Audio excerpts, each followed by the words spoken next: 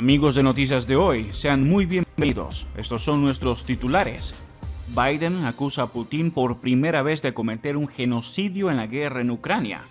Biden achaca incremento de la inflación de Estados Unidos a Putin. Denuncian tratamiento desigual de ucranianos y latinoamericanos en la frontera de Estados Unidos. Comenzamos. Biden acusa a Putin por primera vez de cometer un genocidio en la guerra en Ucrania. El presidente de Estados Unidos, Joe Biden, ha acusado a su homólogo ruso, Vladimir Putin, de cometer un genocidio en la guerra en Ucrania. Es la primera vez que usa esta palabra para hablar de la situación en el país invadido por Moscú.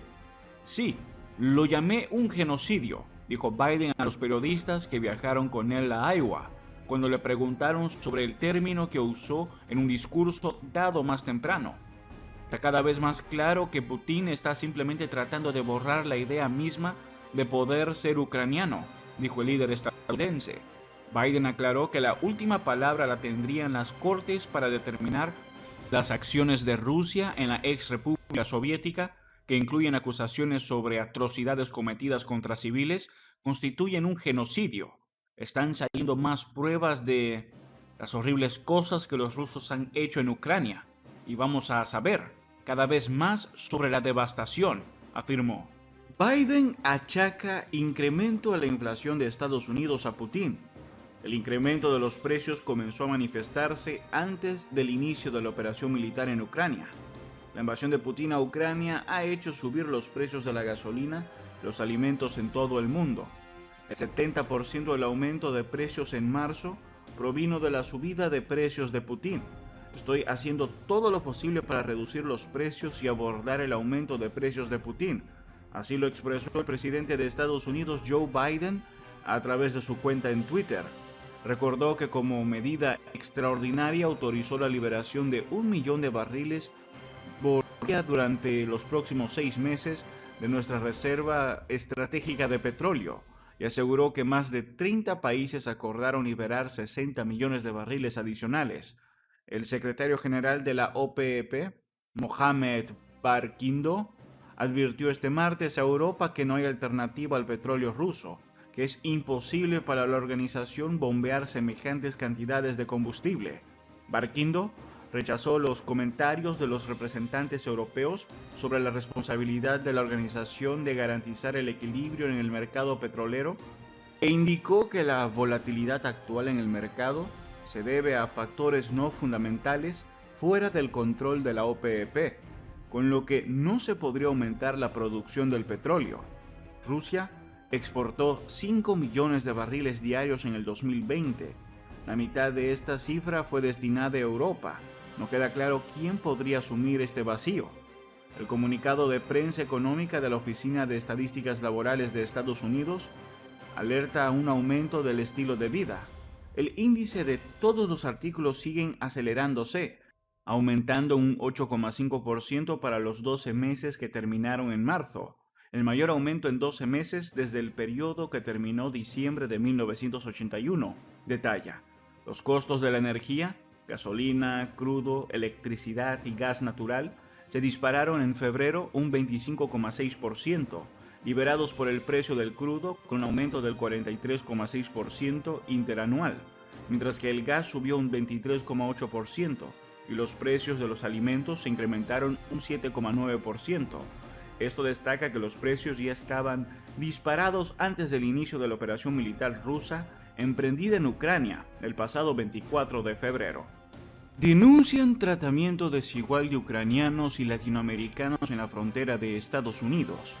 Estados Unidos ha aumentado considerablemente el número de ucranianos admitidos en el país por la frontera mexicana, en plena política de restricción por causas sanitarias, y con la frontera sur cerrada para los inmigrantes.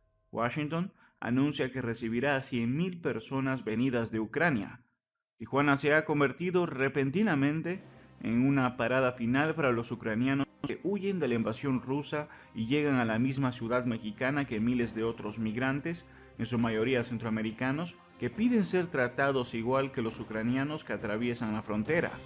No veo a mi hija de 5 años. Entré a Estados Unidos por Texas hace 6 meses. Luego me subieron a un avión, me mandaron a San Diego y de ahí a Tijuana. sin ninguna explicación, cuenta Guadalupe Amaya Amaya. Es una salvadoreña que huyó de la violencia de las pandillas, expulsada por las autoridades estadounidenses. Ahora engrosa las filas de migrantes centroamericanos que esperan en Tijuana el fin de las restricciones para poder cruzar hacia Estados Unidos. Desde hace unas semanas, ve a los ucranianos pasar masivamente la frontera abierta solo para ellos. Los ucranianos pasan rápido, tienen la facilidad, y aunque la situación de ellos es muy difícil, igual la de nosotros, si van a pasar ucranianos, a lo mejor también centroamericanos, que sea igual la manera de tratar, pide. Debido a la guerra en su país, los ucranianos tienen un permiso humanitario especial para entrar a Estados Unidos. Washington anunció que recibirá hasta 100.000 refugiados venidos de Ucrania. Los están procesando con todas las facilidades del mundo, apunta Soraya Vázquez, abogada y subdirectora de la organización binacional Al Otro Lado, que brinda ayuda legal a los inmigrantes, incluidos a los cerca de 10.000 ucranianos que han llegado desde Tijuana. Les están entregando lo que es un parón humanitario para que puedan ingresar de manera legal a Estados Unidos y permanecer ahí hasta por un año. Ellos, ya estando en Estados Unidos, tendrán que decidir si quieren quedarse allí, pedir asilo o algún otro tipo de visa, explica.